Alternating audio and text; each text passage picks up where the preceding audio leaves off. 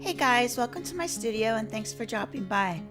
I wanted to share with you this piece entitled Seeing the World Through a Bubble.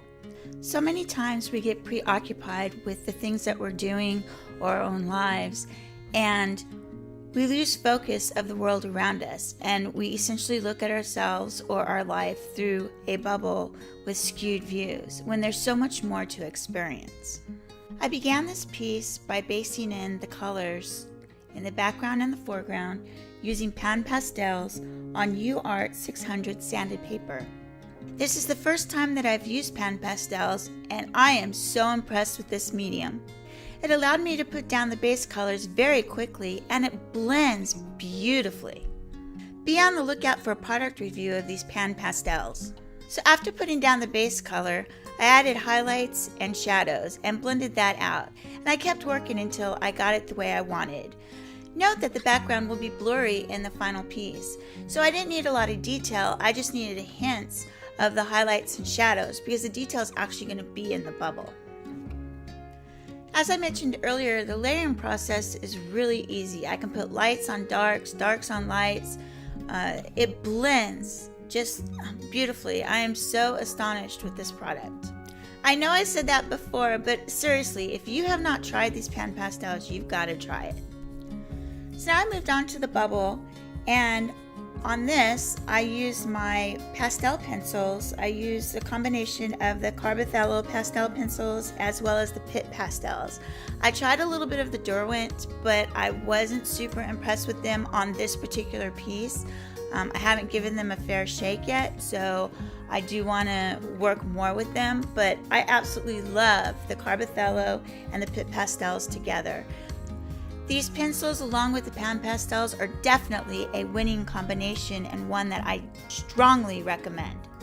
I started adding color to the different shapes, focusing on the highlights and the shadows so that way I can map out basically where they would be. I blended that out, and then I continued on with the details. I kept layering and layering until I got the depth I wanted and the precise detail that I wanted in there.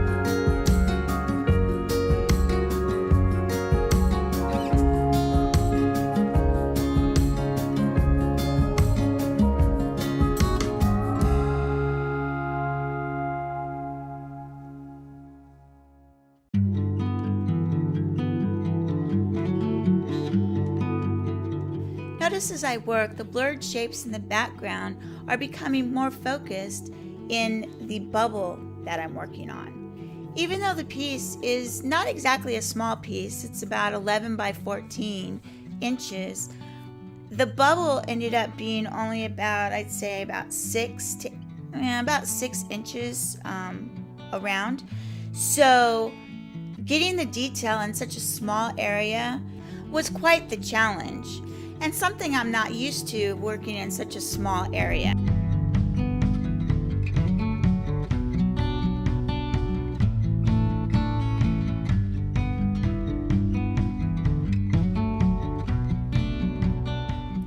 So now I'm really working on refining the shadows and the highlights. This is probably one of my favorite parts of working on a piece because everything starts to come to life now.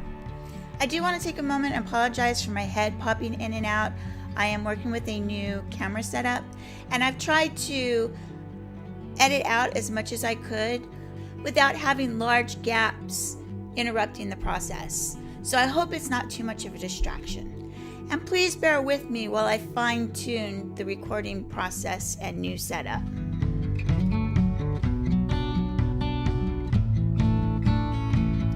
I'm beginning to start on my ground on the bubble, and I'm starting to block in my highlights and my shadows. This will then be blended out, and then I'll put more highlights and shadows and start putting in the grass. Remember, it's all about the layering process. The more layers you have, the more depth you create.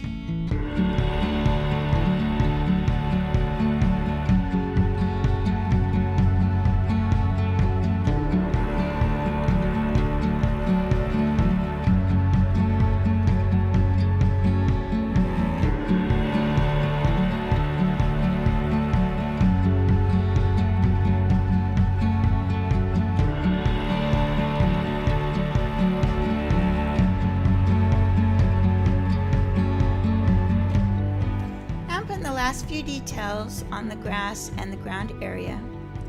And then I'm going to refine the edges of the bubble and add a little bit more color for some more reflection of the surrounding areas.